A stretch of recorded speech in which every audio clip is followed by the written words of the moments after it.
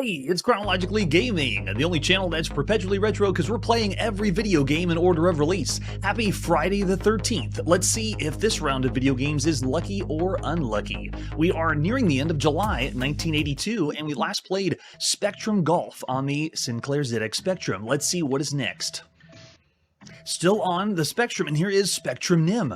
It's the game that all the kids have been clamoring to play, Spectrum NIM, by David Lawrence, published by Your Computer at sometime in July 1982. And pretty much all I'm going to show you is this. How do you play it? It's like every other NIM. This has been around since the 50s. So if you haven't played NIM yet, check all those other releases. I'll display 5 piles of counters. Each move, you take a number from the counters up to including them, but only for one pile. The winner is the one to take the last counter. It's like that game you play with a baseball bat and go to the top. There we go, and that's it. That's all I'm going to show. Spectrum NIM is not one of the games that I would expect anyone to be excited about or happy or fun to play. I'm going to say half star for Spectrum NIM. We got a lot of games to go through. We played a lot of games, and we're going to play some more. Let's see what's next. We're now on the Atari home computer. This is Star Sentry. Let's take a look at Star Sentry. This one, I couldn't find a lot of artwork for. All I have is the advertising flyer by Analog Software. The place, a remote outpost in an ice world light years from the Earth. Suddenly a small planet, Thule, is surrounded by alien life orbs destined to change the atmosphere to suit themselves. However, this spells certain death for your base as the frozen mountains start to melt. You take command of your single-seat fighter to destroy the aliens before it's too late, but you didn't know the aliens had help. Star Sentry is an arcade-style game. All you need is 24K. It's available on cassette or disc. $30. It better be good. That advertising flyer, though, is awesome. That is done really well, like it should have been a box, but I couldn't find an official one. Let's pop it and play Star Sentry by Adam Berger and Craig Pratchett at some time in July 1982. That's right. Wake up the family. Wake up the children. Chronologically Gaming is on. So Star Sentry is possibly a type-in game. I can't confirm. There we go. Hear the Pokey Chip giving us the coolest sounds and tunes you could hear right now. Way to go, Craig. Way to go, Adam. We're ready to play. Is that what this one is? Yeah, it's probably it probably is something like that. All right, so we're ready to go. Pushing start on the home computer. Wave 1, stand by. Cool, they got a cutscene. There's the alien life forms. We must destroy them. All right, it starts us off with a really cool scrolling background stars. And I'm not... Oh, okay, I don't have to go the same direction every time. So this one has an interesting control scheme. It's obviously taken liberties from Defender, but I can go back and forth. And when I want to speed up, I just tap the joystick when I want to go to that direction, and it progressively goes faster and faster. And then when I want to slow down, yep, slow it down. There it is. Wait, if I go fast enough, does it just... Oh, that's so cool. So you end up going in this like hyper mode, and it doesn't hurt you to fly through them when you go really fast. And each one of these orbs takes multiple shots to take out.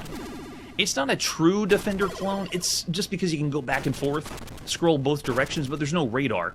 It's also interesting to note that I'm using something called, I call excessive fire mode. So notice I hit one button, the red button, and it fires across the screen. But if I continue to fire really fast, look, it does ultra fast fire, but it's only a short burst.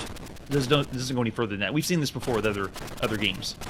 And the control scheme's a little weird because I'm not controlling like a true Defender game. I have to, like right now I'm just going up and down. The speed of the ship stays here until I decide to move it again, and then it goes fast.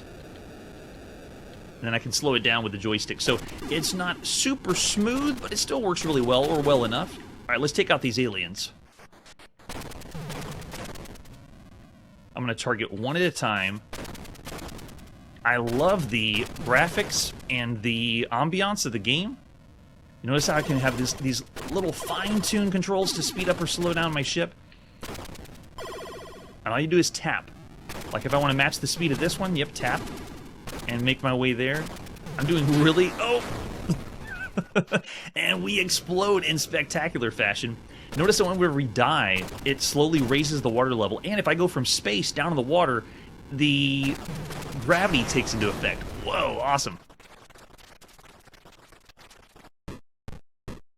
And there's the final rating, and then the aliens come out of their hole in the middle. Nice. Yeah, I do like the ship graphic too, Manly. Yeah, there isn't an attacking enemy. It's just the orbs over the top.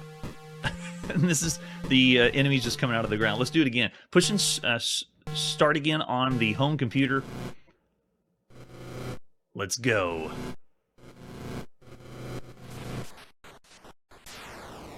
So the enemies are essentially just multiple. You have to shoot them down with multiple shots, and then let's turn around. Give me a better. Yeah, there we go. And take them out.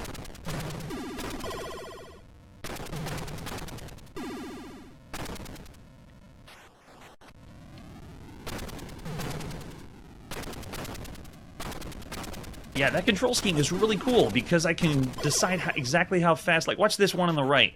If I follow him, see, I've matched his speed because I determine, let's get a little closer, and then I'll slow it down. And I'm curious to know what other levels they have now. Oh, slow down too fast. Yeah, if you go too fast, it just blazes by him. You fly by.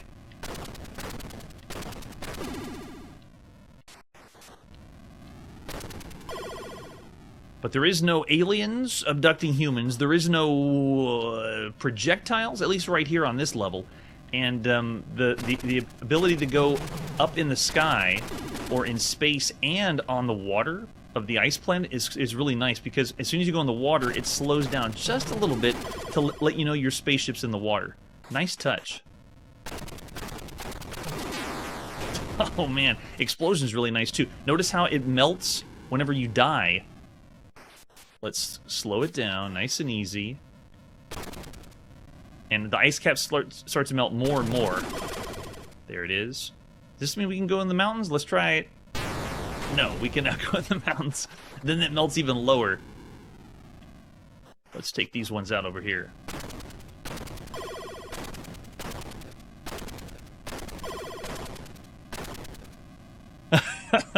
That's a good point. It does kind of feel like a tech demo than a game itself.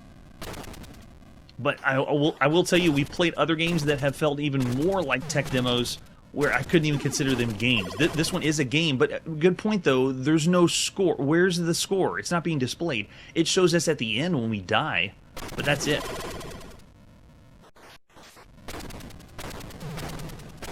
If you want to play a shooter though, it has a nice presentation. Oh man, and blown apart already. I'm still thinking around 3 stars of all the games you could play. Yeah, they're giving us the final rating at the end, so you don't see your score displayed on the screen. We also aren't too sure about the next levels, or if this is the only level they have. Oh yeah, slower pace shooter. That's a good point. It's kind of like saying, yeah, Defender in the arcade was just too intense. Let's slow it down a little bit and make it a more relaxing shooter. That's what this is. If Defender was too much for you. Alright, so that's Star Sentry. I still think it's a good time. Control scheme's kind of cool, plays really well, and if it does have multiple screens, that would crank it up, but you'd have to shoot everything and all the orbs. In my playthrough and what I've seen online, it's pretty much the same thing, or what you see there is what you get. Yeah, gameplay's lacking, yeah, I'm with you on that. So I'm still going to say 3 stars, very average, perfectly average for 1982. Alright, after Star Sentry, let's see what our next game is. It's time to go to the United Kingdom and play on our Commodore VIC-20. This is Starship Escape.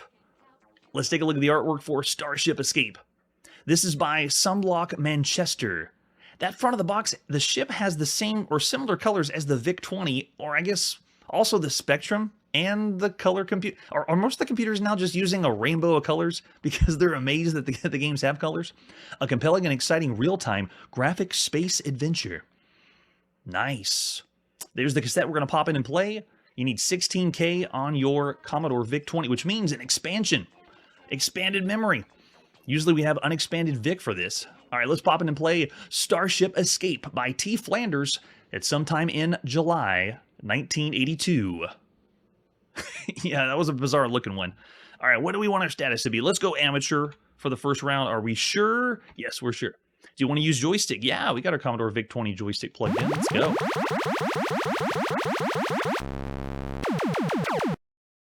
All right, so the aliens are already starting to take over, or they've taken our ship, I should say. And I want to bring the volume down because this thing gets a little too loud. There we go. All right, so to give you a quick backstory, you're flying through space when suddenly a giant vessel uses its tractor beam on your little starship. You're sent to isolation along with your starship, but you watch as your own eyes as crew members disassemble it piece by piece and scatter them around the vessel. Your object is to search every room for the missing pieces, bring them back to isolation, and successfully rebuild your starship and escape. You're equipped with a blaster that carries infinite ammo, which you can use to deal different enemies. You can also find K9, like from Doctor Who, to distract the enemies from attacking you. If an enemy touches you, you're taken back to isolation. Did everyone get all that? So here's them taking the ship away from us right now. And we're in. So I have movement in 4 different directions. Where's my gun? Nice. Gun's working. All right, we got it. All right, so this is a top-down action game similar to Adventure on the Atari, but with some different elements. So we want to be able to pick something up. Let's do that. Can we pick up? Yeah, there it is. Pick up a K9, and can we drop him? There he is. Drop him, and so he's used as a decoy or a distraction. And if we want to blow someone up, we can go run across and shoot him, like this guy. Why aren't you dying? Oh my gosh, he didn't die at all. Maybe it was stunning him. I should have brought the K9 into the other room.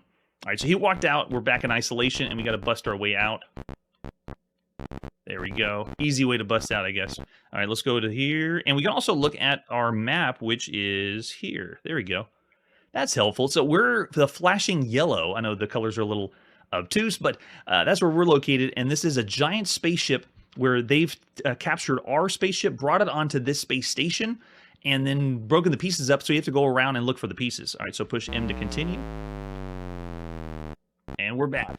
We got our K9. Now we're going to drop him here and use him to distract him. Good. Stay there. Good boy. Now we're looking for our pieces of the ship. They're around here somewhere. It really is the Doctor Who K9, right? And this looks like a trap room. Ooh, that looks freaky. Okay, we won't go in that one. Let's come back here. Okay, I found a piece. There it is. Come on. Pick it up. Any day now. The controls are a little clunky. Do I not get it? There we go. Okay, and we must have dropped another piece. We can carry one piece all the way back. Uh-oh, where's the K9? He got me. Does that mean we keep the piece? No, I bet we dropped it right there. Darn. Yes, on the VIC-20, the graphics, there is no character sprites. So what you see here is most of the time we play characters, they're very, very tiny, very small. No, oh my gosh. So once you use the K9, that's it. You can't get any further than that. All right, so we're back in our cell again. All the pieces of the ship are still out there. Can we get it now? Got it. Okay, we got one piece. Let's put it back. Go back in our cell. Oh, we can still use our gun with it. Why can't we go back and assemble, though? No, I want to pick it up. Come on. We'd already jinxed it? Oh, I know why. Maybe we got to drop it and then go around the other side? Here.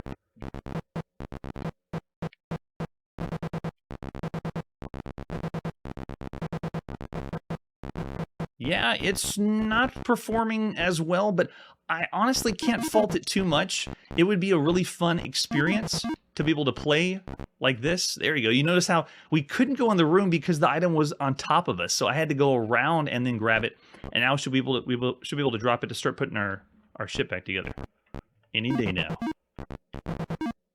There we go. All right, so there's one piece of the ship, and when we first were beamed in, it took all the pieces apart, broke them up, and went to different places. Run, go! I don't want to get caught by that guy again. All right, can we pick this one up now? Let's see. Got it. Okay, there's piece number 2. Oh, we can't go through? Okay, hold on.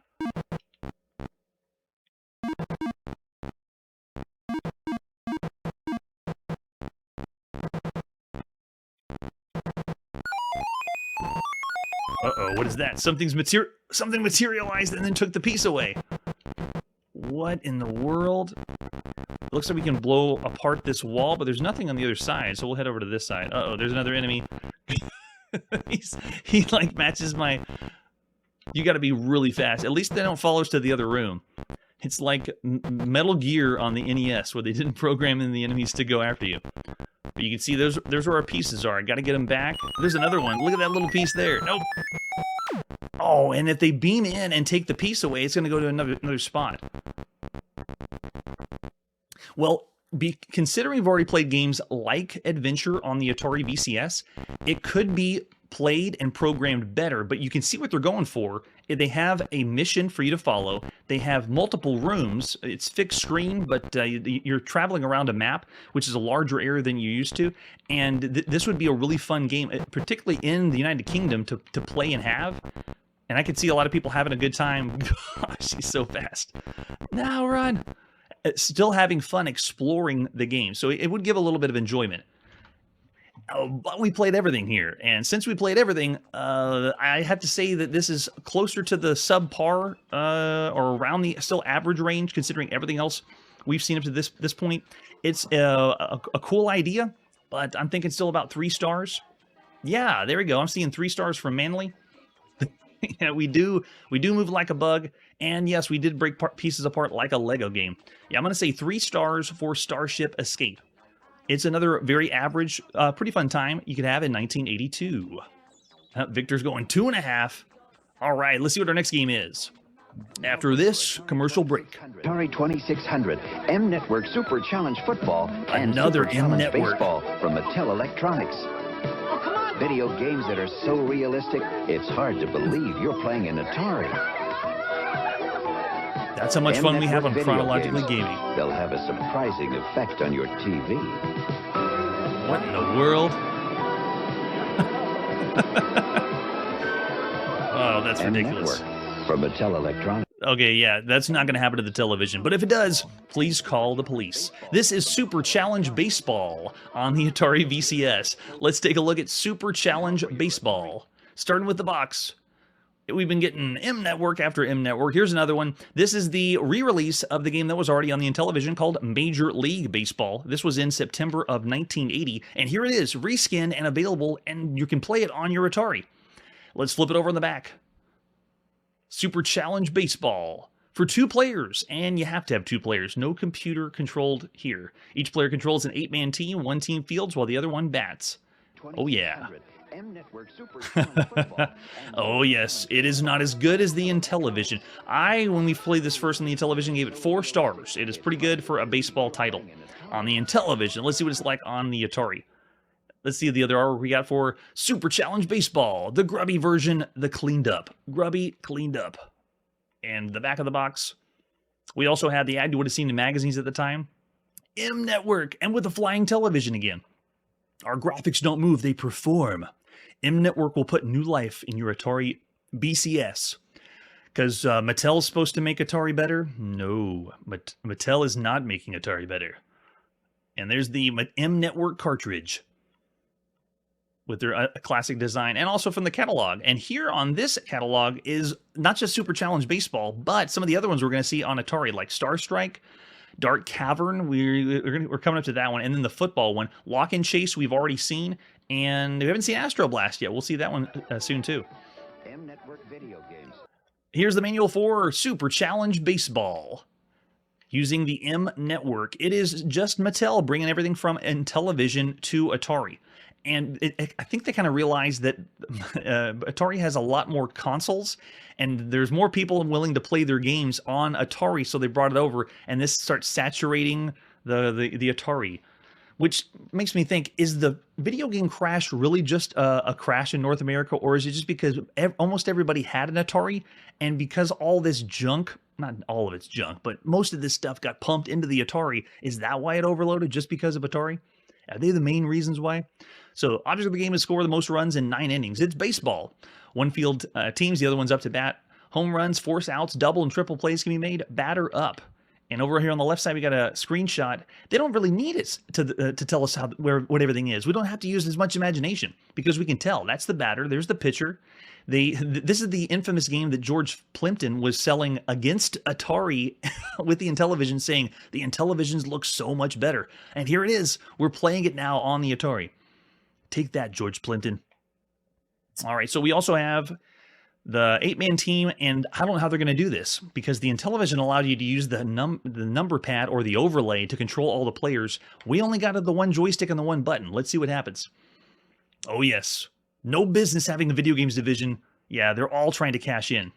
But in a way, we've seen this since the 70s. When Space Invaders cashed in the arcades and made this big craze for the shooter, everybody wanted to cash in and make a Space Invaders type game. That's kind of the reason we have Sega doing what they're doing, Taito, Nintendo. They all started doing Space Invaders and trying to just cash in on the craze of it. All right, so here's how you played. The controllers are going to allow us to pitch. We just can do, use just the joystick, no button. Putting it in the right direction will send the pitch down for you. This means I got to plug a second Atari VCS joystick in, and then just push the red button to return the ball back to the pitcher. On the field, though, whoa, what in the world? On the field, it's second baseman twice up or twice center fielder left to, wow. Okay, so yeah, if you want to, you don't have the number pad or the overlay, so you have to move the joystick multiple directions to get the certain person on the field to respond to you. And if no one has the ball, it gives the controller to the fielder selected. So to bat, that one's a little bit easier, right? Just use the red button, move the joystick right to move forward, push left to move the runner back. And then if you want to use the difficulty switches, there they are. They zoomed in on them on the Atari. Go to position B. All base runners automatically advance one base after hit. You don't control any base runners. So if you're in the left switch to B, then it's a little easier. You don't have to control them. If you're in position A, you control the lead base runner after a hit. All runners except the lead automatically advance one base. Lead can move halfway to the next one, and the runner's moving to occupy the base he was on. So you can switch that out. Nice touch. But there you have that. Yes, Victor had no business. I want you to let us know when you think the video game crash starts happening. It's obviously going to be next year, 1983, but as we play on, we're starting to see some more evidence of the beginning of the problems happening. Just a little bit. We're also reading the magazines and looking at advertisement ads too. So I'd love to know in the chat whenever we're playing on the channel, if you just say right now, this is it. This is where the crash happened. Please tell me. So for batting and running, the batter automatically appears when the pitcher gets the ball. All batters are right-handed. Oh, man, the lefties don't get to have their day. And then they give us some winning tips, just like they do with Atari games. Nice touch. Looks good so far, Mattel. Let's pop in and play Super Baseball Challenge by David Rolfe. Published by Mattel at sometime in July 1982. David Rolfe was the same one that did the Intellivision version, so it's got to be really good, right? So we didn't have any switches for game modes. We're now on, you pop in the game and you hit reset. Wait, we didn't hit reset. Are we on?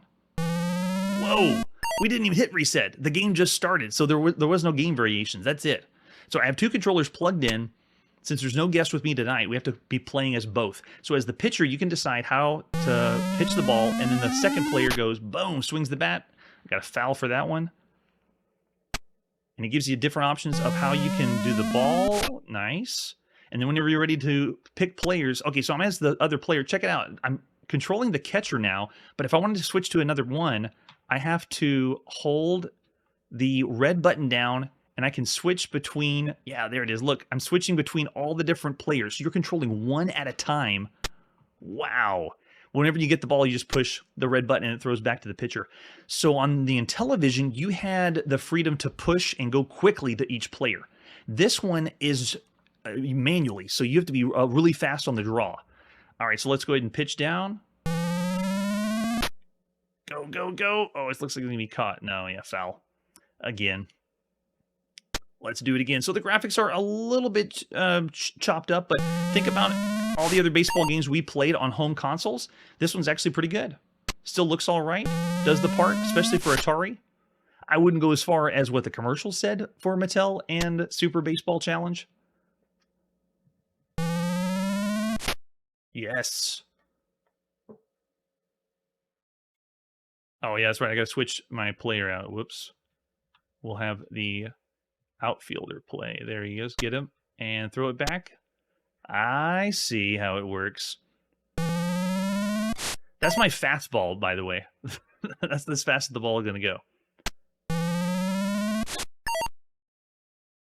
Toss it back. And it's keeping the count at the top.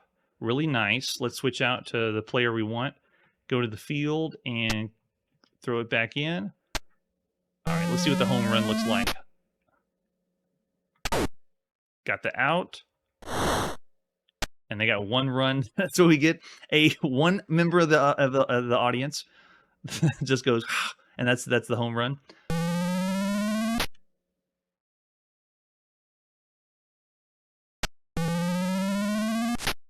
All right, so arguably, yes, the Intellivision version is better, so we can play a better baseball game out there. But if you think of all the games that we've played by Atari on the Atari VCS, this is pretty good.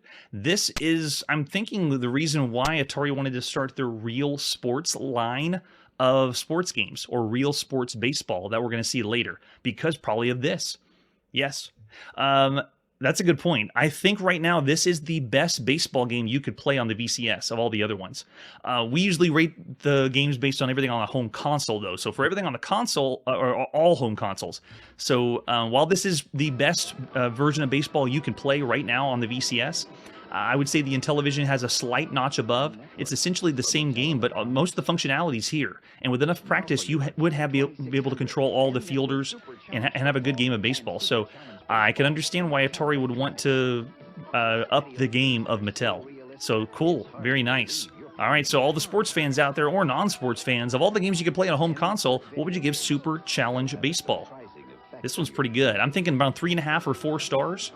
Especially since the other titles for other consoles, like think of the Bally-Astrocade or the Magnavox Odyssey, or the even more obscure ones, the Enterton VC4000, the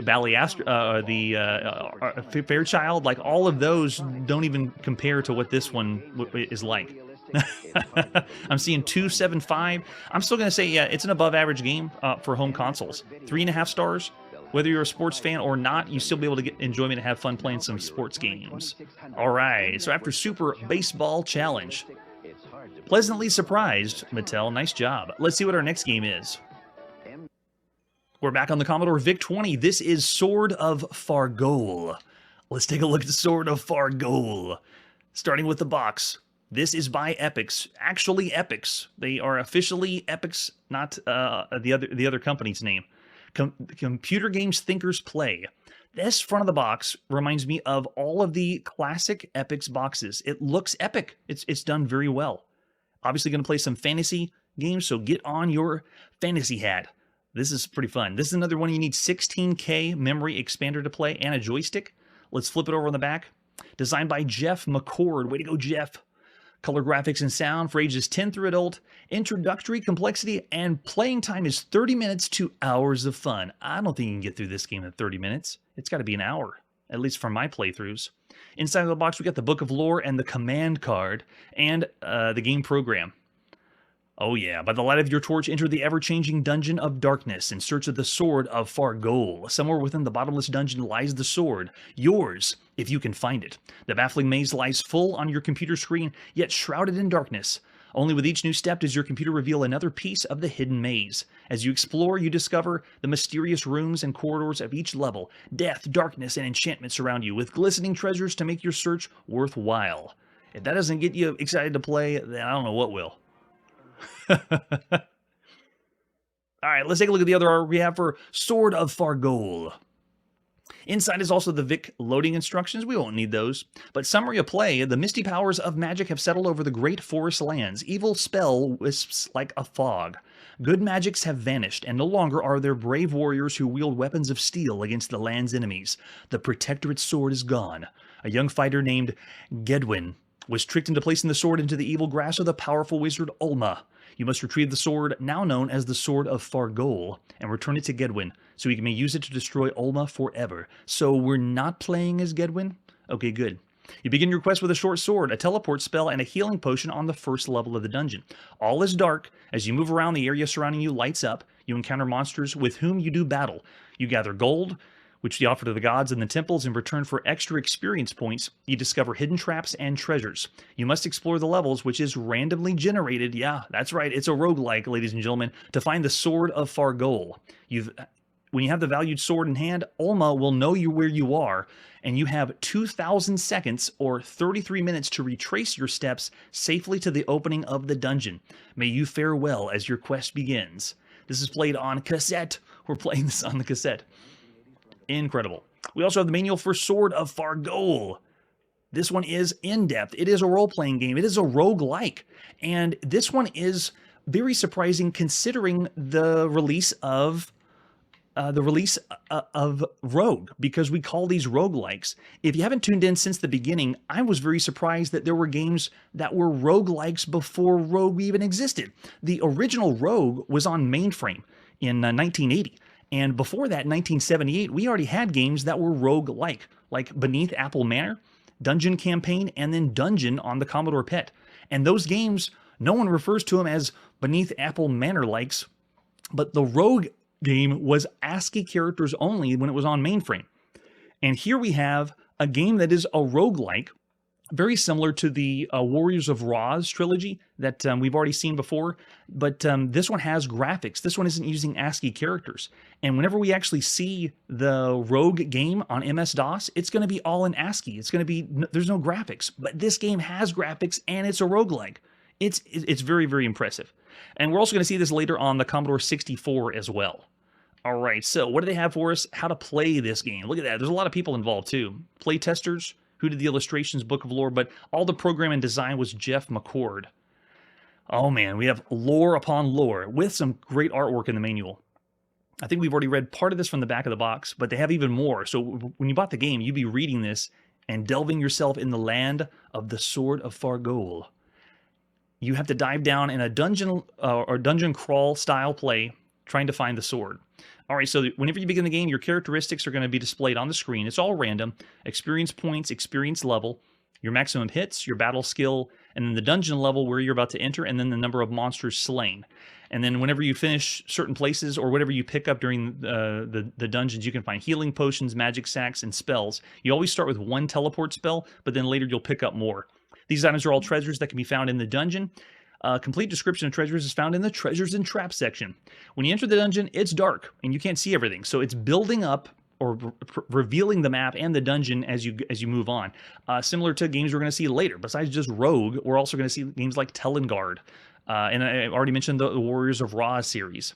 This one does it to a great scale, does it really well. Especially when you consider the Commodore VIC-20 and the other games we've seen on the Commodore VIC-20. This would probably be one of the best games you could play. Oh, yes. Yeah, this Commodore 64 is a big one. We're not going to see that one until next year. So this is the first time that you could play Warriors of Roz. Sword of Fargoal. So you move around with a joystick. That's what we're going to do. And if we want to pass over an occupied area, we press P. We go lower in the dungeon. And there we go, explaining all the characters here right above my head. Your character, all the monsters, what the gold looks like, temple, hidden traps, stairs going down, stairs going up, and then human-type monsters. You also have a panic button. If it ever gets to it, you'll be able to teleport back to the top. You have gold scattered throughout the level. It cannot be spent. The value is offered to the gods in return for additional experience points. So essentially, the gold is experience. And you're only strong enough to carry 100 gold pieces. Bury your gold if you want by pressing B. You can also find hidden traps and treasures. Human-type monsters. Nice artwork in the manual. Then we have other monsters that you can fight, like dire wolves, ogres, hobgoblins, werebears, gargoyles, trolls, wyverns. Awesome. Love it. Temples are where you offer gold to the gods. They in turn grant you additional experience points. Temples also act as a sanctuary. When you're in a temple on most levels, you're invisible to all monsters, and you heal at twice your normal rate. There's one temple on each level of the dungeon. Stairs can be climbed when your character is located over a staircase. Press the C for climb stairs, not S for stairs. That would make too much sense. Remember, each level is randomly generated, so once you leave a level, you won't be able to return. Or you will not be the same when you return. Once you've located the Sword of Fargoal, you have 33 minutes in real time to escape back to the levels of the opening of the dungeon, which means you better remember where you came from to get out of there. And the clock ticks on. And then we have all the treasures you can find, healing potions, magic maps, magic stacks, invisibility, regeneration. All this can be found in there. And then, of course, traps, ceiling traps and pits. And then looks like there's ways to get out of it if you fall in, especially if you have the teleport trap. Yeah, and explosions. And then they even have some tips and tricks that the playtesters have for you. Like, for example, whenever you get in a fight, you don't have to stay there in the fight. You can back away because all the enemies do not heal, but you do. Every time that you move around and walk around, you slowly heal, which I would say is one of the best things about this game. Sword of Fargoal, when you move around, you don't get weaker like a Calibeth or the games that require food, where you have to walk and eat or have enough food. This one, actually, when you move around, you progressively heal yourself automatically. You regenerate health. It's awesome. All right, so if you've successfully completed the quest and would like to have a new goal, try for the fastest time, or the most experience points, the highest characteristics, the most monsters slain, or the deepest dungeon level. Have fun. The object is not to win a certain number of points, but to adventure as long as you like. That's why it says 30 minutes to forever, I think, on the back. That's right. Did they have a charisma stat? I didn't see. Whenever they went to the top? Not there. It's got to be here, right? Yeah, it's only experience point. Yeah, there's no charisma stat here. So whether you wax your chest or not, it's not going to matter with your charisma. All right, it's time to go into the dungeon. Let's pop in and play Sword of Fargoal by Epix at sometime in July 1982.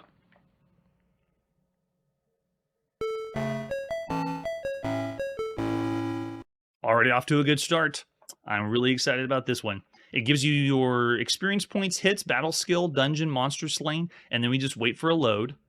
Healing potions, magic sacks, got it. Teleport, enchanted weapon, nice. All right, and then it builds the level up for us. Nice touch.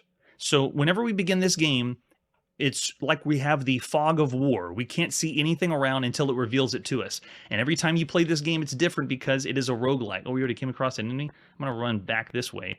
And we can see they do their movements too. I'm in the top right corner as the blue guy. And I don't know what enemy I have. It looks like a humanoid, but it still is dangerous. Oh, I have a dead end. Darn. I'm going to do my pitter-patter around.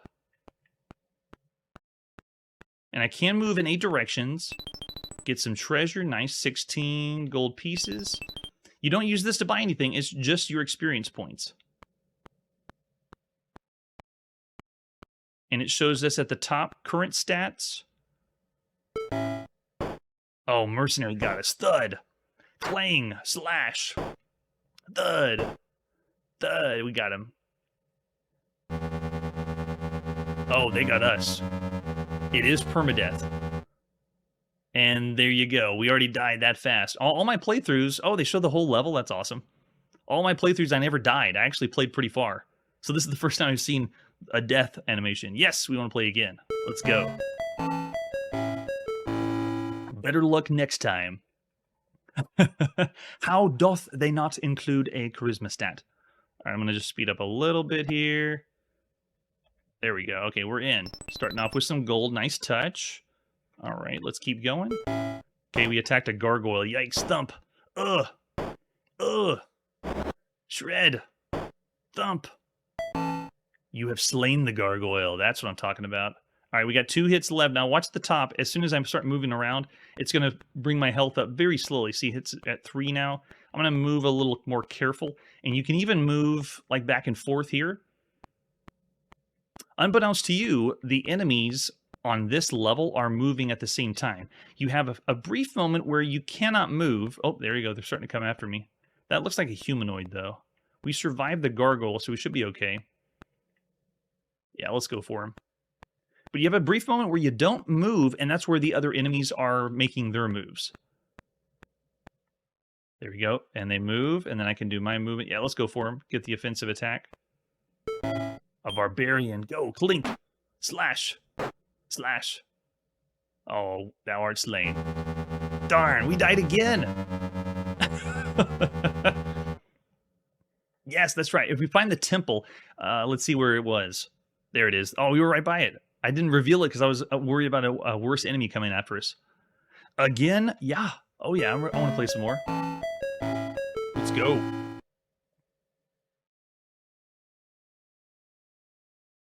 And speed it up.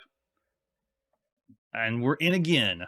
Now, if you move to a space and the enemy gets the jump on you, usually it's not going to end well. If you can get the attack on them first, then that's the better hit. Oh, gosh. What in the world? It's always when we do the live show that I get the worst luck. The most deaths happen on the live show. Yes, and that's true. You can disengage or try to disengage rather than just sit there and hear the clinks and thuds of attacking. All right, let's make our way around here. Uh-oh, trap. Map to the 6th level. Oh, cool. All right, so we picked up a treasure. I'll take it. Nice and easy. We'll make our way around this side. Keep going up here. So the big thing to consider is this is a graphic version of roguelike that moves swiftly. If you've seen the other roguelikes we played on the channel, a lot of them don't move as quick as this. The only one I consider that's close to this, but it has even more elements of randomness, is the Warriors of Ra series. This one plays even faster than that. Please, where's the temple? All right, so we found some stairs. What is this? Stairs going down? I don't know if we're going to go down yet, but we'll keep note of that. And then we have a possible treasure there. There it is, temple. Yes, sacrifice of gold. So you just do that to cash in your gold or raise your experience, which eventually will raise your level. They do like they're doing some bicep workouts or something. Yeah, this game is a lot of fun. If you're into dungeon crawl role-playing games, it's fairly simplistic too. It doesn't have a lot that you need to concern about, like if you're equipping something. It's more of the experience of getting to go in a dungeon, explore, and decide whenever you want to do battles. Because it's going to be different every single time. All right, we're going to go take out the humanoid guy. He looks like a mercenary. No, actually, no. They're like a band of ruffians, and I want to avoid them. Let's get away from them.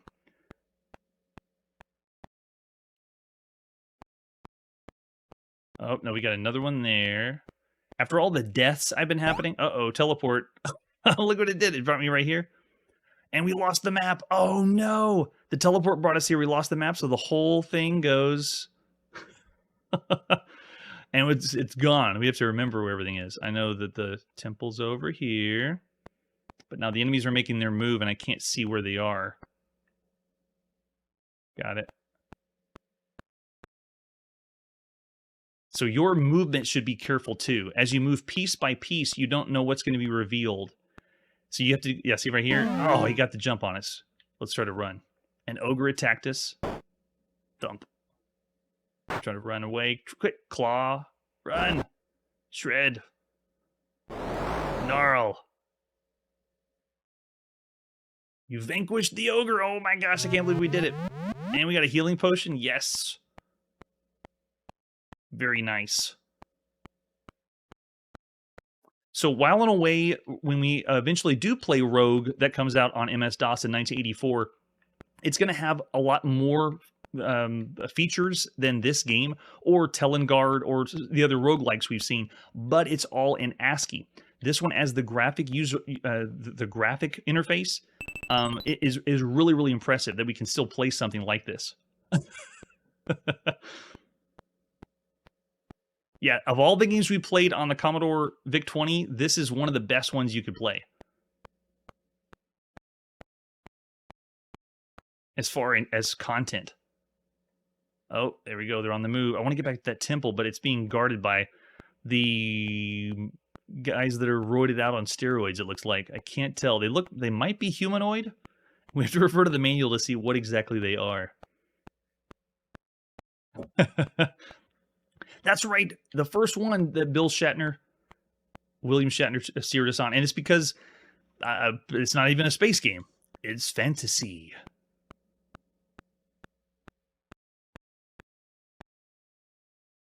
All right, they're still making their move. There's the that's what Elven Ranger. Okay, go. We got enough attack. Come on, slash him. Clink him. Slash him. No. We did it. Oh, we did slay. We got him. Okay, quick. Oh, we died right after.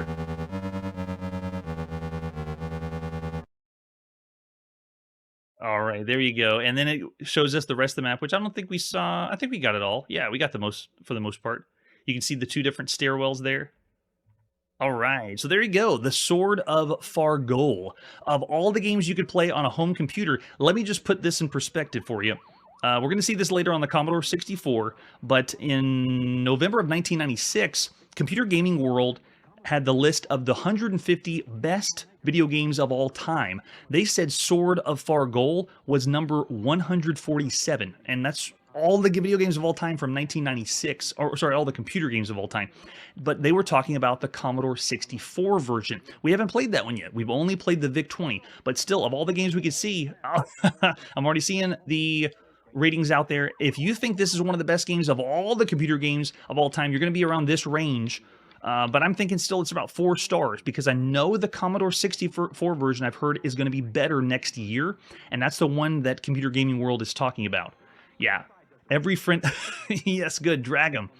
Yeah, I'm thinking 4 or 4.5 for the same. Sword of Fargoal is a really, really fun one. I tell you what, because of how much it offers and how much I think it's just a tweak better than the Warriors of Ra series, I'm going to go 4.5 stars. Oh, yes, I think it might be on there. Yeah, this was very, very popular. What a blast. All right, and with that, let's see our next game. It's time to still stay on the Commodore VIC-20. This is Tank Atak.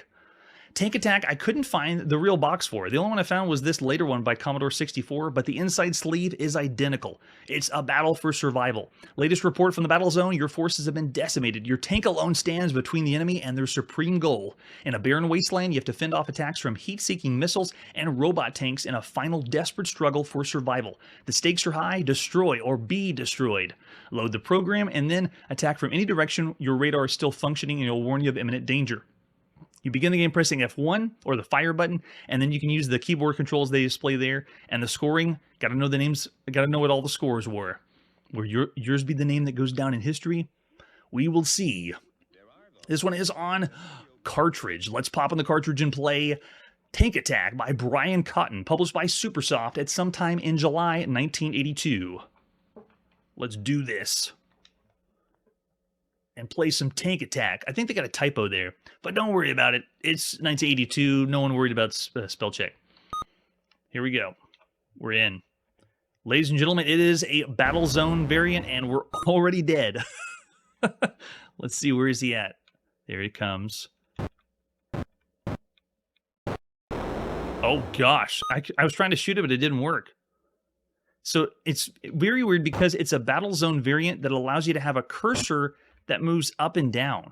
Got him. There we go. Look, I can move this up and down, and it's not just firing straight ahead. So I got to give that props. But other than that, this one is really, really clunky, but still impressive that there's a first-person shooter here on the Commodore VIC-20. Yes, it is. Let's go looking for... You got to do the radar in the bottom right. Oh, here he comes. What? I don't get it. It appears like I'm firing in the right spot, but then it... Yeah, the hit detection's so bad.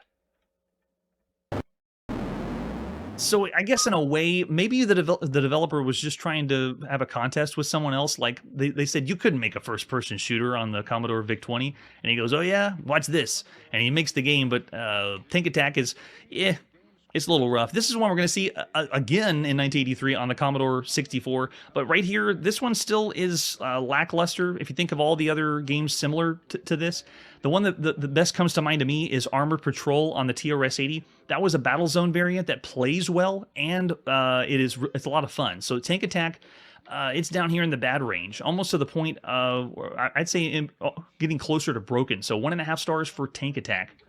It's a novelty to see a first-person game, but yeah, Errol's going even lower. Okay, yeah, you convinced me, Errol. It's 1. That hit detection was so bad. It was like I wasn't even playing the game. I don't know about that. All right, and with that, let's see our next game. It's time to go to the arcades and play Tazz-Mania. Tazz-Mania. Here's the artwork we got for Tazz-Mania. The latest by Stern Electronics. Tazz-Mania will pack everybody in. The game has hip-shooting Tazz-Mania around the room, trying to destroy everybody. Advertisement flyer shows us the arcade cabinet. Flip it over in the back, and not very helpful, Stern. There's nothing on the back of the flyer. Here's the arcade cabinet you would have seen, though, for Tazz-Mania. Some artwork on the sides and top. Looks all right for the time. Would it draw me in the arcades? I don't know. With the other things we know that are out there, it might just be a not a standout title. There's the arcade PCB and a terrible picture. There you go, a better one of the arcade cabinet. This one is a 4-way joystick. We have one button for zap, one button for fire. And we'll explain what those. So it's basically 2 buttons. And then we have the arcade marquee for Tazz-Mania. They trying to outdo all the other artists that are doing some creepy looking characters on the arcade, because this is like if they were going to make creepy characters for a kid show. They're creepy, but they're not like devilish or Satanist. All right, and then we also got the screenshot of the game. We have the manual. What do the operators say at Stern? Hey, look, Stern! It's got Godzilla in the bottom left. Use the joystick to run around the room. To shoot, press the fire button and aim with the joystick. Your man stops while firing. Wait, what? The man stops while firing? That sounds terrible. Hold the fire button down for rapid fire. Shoot the little hoppers and nasties as fast as you can to avoid the crushing walls. Every couple of rooms is a bonus room. Run over all the points you can. Also, the bonus room, there are 2 smart bombs. Run over the bombs to pick them up. Smart bombs can be used in any of the other rooms. Smart bombs do 2 things. First, they kill attacking nasties, and second, they stop the crushing walls. The strategy is, they have for each room, the eyeball room, sickle room, the caterpillar room, the cyclotron room. Faces and hoppers are very smart. Butterflies are average. When in doubt, smart bomb. Hey, Stern, I got to give you credit. Of all the operator manuals we've ever read, this is straight to the point. This is bare bones. Here's how you play the game with quick strategies. Nice touch, Stern. And this one we also have available on bootleg, on the Galaxian hardware, and then on one on alternate hardware. We're going to play the first one, Tazz-Mania, by Gunnars Lesentis and Chris Oberth of Stern Electronics at sometime in July 1982. There he is. They didn't describe any story or anything. We don't even know who we're playing as. I think that is dot matrix, yeah.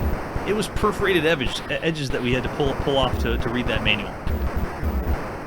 All right, so let's see the instructions we got. They give us all the points. Face, eyeball, squid, sickle, caterpillar, butterfly. Nice, there it is. We got get some hoppers. They're the high-scoring ones. And then let me switch out my graphics so you can see.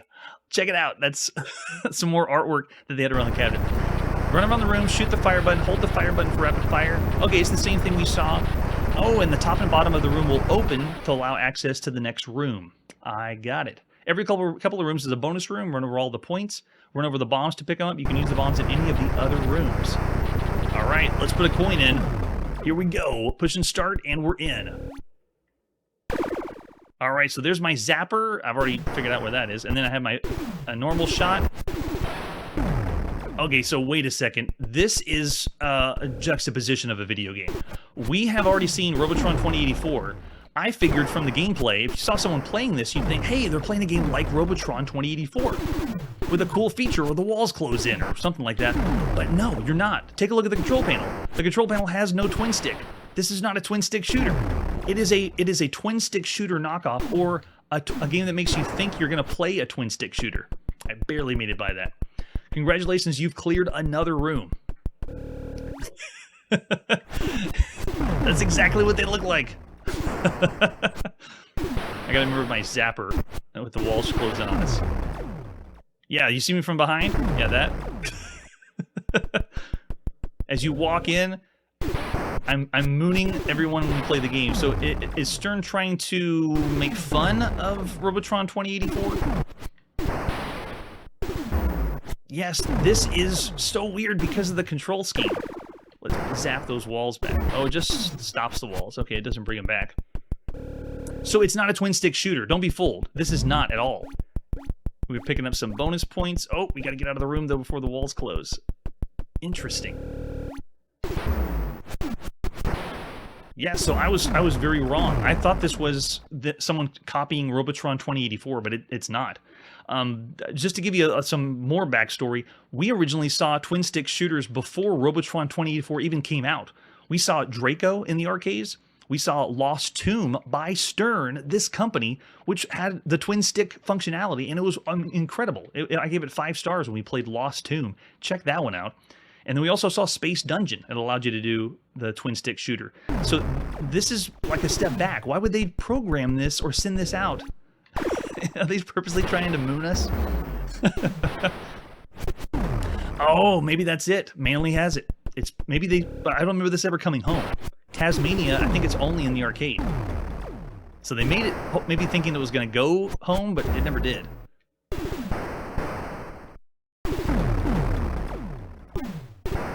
Yeah, whenever you want to fire in the direction, you have to stand there.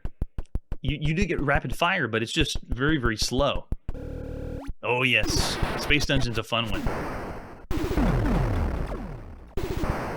So I was gonna think of giving this about like 3.5 stars, but no, I'm gonna think even lower, maybe 2.5 because of the gameplay. Because you have to stand there and shoot. You can't move and shoot at the same time. I can't even I can't even move and fire in a single direction. I have to stand still and shoot. Yikes! So now I understand why this one got passed by. Wow. That's it. It's a copy of Robotron 2600. Touche, Manly. Touche. Yeah, I'm still thinking around average 2.5, 3 stars. It would still be a little fun to play, but you have to think of that control scheme. It's really detrimental to this, and I understand why this didn't go anywhere else. Yeah, I'm gonna say it's one to play maybe just to see what it's like, but yeah, it's too clunky. I'm gonna say 2.5 stars. Of all the games you can play in the arcade, there's way better out there for playability. Yeah. Even though I saw the 3-star, I can understand that. All right, never heard of that one, though. Tazz-Mania is an interesting one. That's very, very strange. And that's coming from someone that's played everything. I shouldn't be surprised anymore. I really should indulge and just invite all these crazy games in and just accept them. Like, okay, that's the way they are. Because we've seen so many weird controls for games on home computers, consoles, everything. Yeah. 3 for the ass cheeks. That's what we're going to do. That's what we're going to do. We're going to do 3 for the ass cheeks. That's why you should come here on the show. All right, what a night. Lots of fun to be had. Tune in next episode where we get to play some pool on our Atari VCS and another classic arcade game comes home on the Atari. That's it for today, and like I always say, video games are the best form of entertainment. This you can trust. Hey everybody, thanks for checking out the channel and joining me on my quest to play every single video game in order of release. We'll be streaming live every weekday at 9 p.m. Central, so join us and let us know if we miss any games along the way. This video would not be possible without Launchbox, RetroArch, and MAME. Tell all your friends there's some crazy guy named Chronologically Gaming trying to play every single video game. We have links down below that'll send you to places like our Discord and Patreon, and one that says all the video games we've ever played. If you go there, it's a list of everything, and you can click right to the game you want to see. Chronologically Gaming is the name to look for. We are perpetually retro, and we will catch you next time.